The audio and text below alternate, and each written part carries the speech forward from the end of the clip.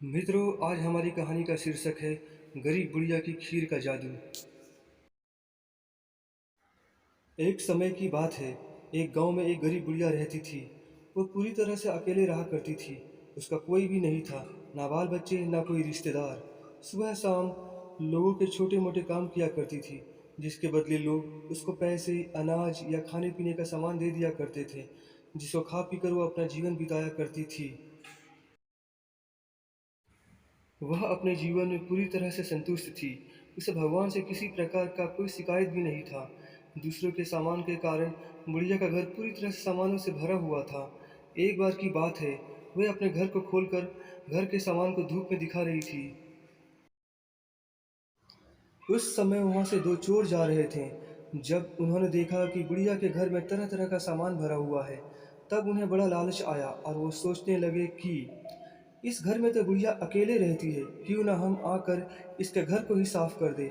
माना कि सामान पुराना है, लेकिन कुछ तो पैसा मिलेगा और यह बुढ़िया अकेले हमारा कुछ बिगाड़ भी नहीं पाएगी। चोरों ने बुढ़िया के घर को अच्छी तरह से देख लिया और समझ लिया कि उन्हें किस तरह से बुढ़िया के घर की सफाई करनी है। उसके बाद चोर अपने घर वापस चले गए।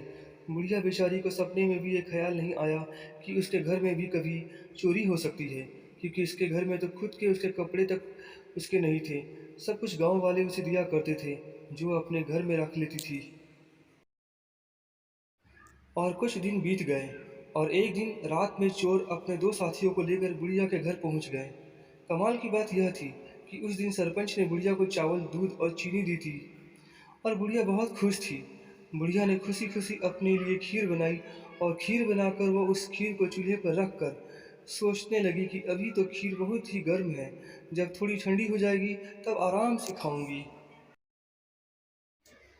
और वो अपने बिस्तर पर लेट गई और खीर के ठंडे होने का इंतजार करने लगी।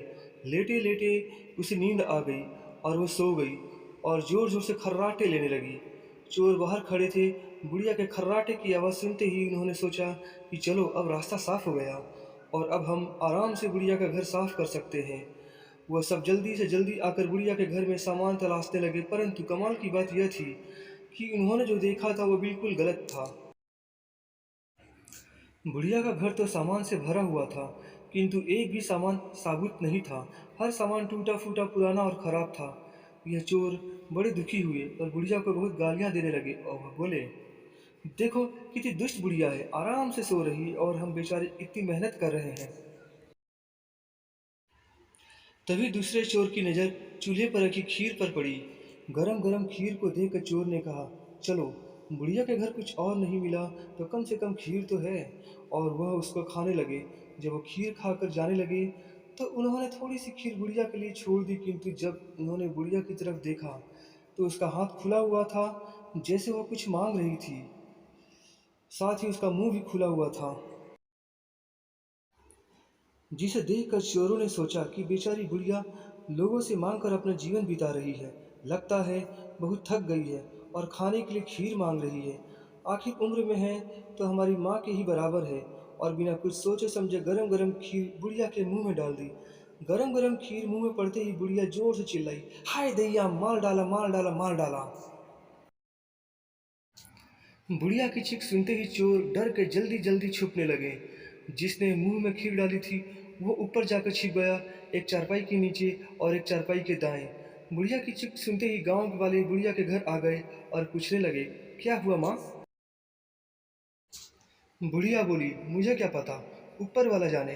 यह सुनते ही ऊपर छिपा हुआ चोर बोला, अरे भला मैं क्या जानूं, तुम्हारी चारपाई के नीचे छिपा चोर ना जाने। ये सुनते ही चारपाई के नीचे वाला चोर बोला, मैं ही क्यों जानूं, चारपाई के दाएं छिपा चोर क्यों ना जाने। और इस तरह से तीनों चोरों ने खुद ही अपना पता गांव वालों को बता दिया और फिर गांव वालों ने उन्हें पकड़कर खूब पिटाई करी और वापस भेज दिया। उसके बाद से चोरों ने कान पकड़ लिया कि आज के बाद वो चोरी कभी नहीं करेंगे। मित्रों, हमें इस कहानी से सीख मिलती है कि चोर चाहे जितना भी कोशिश करे अपने आप को छिपाने की, लेकिन वो फिर भी पकड़ा जाता है। इसलिए हमें कभी चोरी नहीं करनी चाहिए और अपने बच्चों को यही सीख देनी चाहिए। तो दोस्तों, हमारी कहानी यहीं पे ख़त्म होती है और अब हम मिलेंगे एक नई कहानी और एक नए जोश के साथ। अलविदा।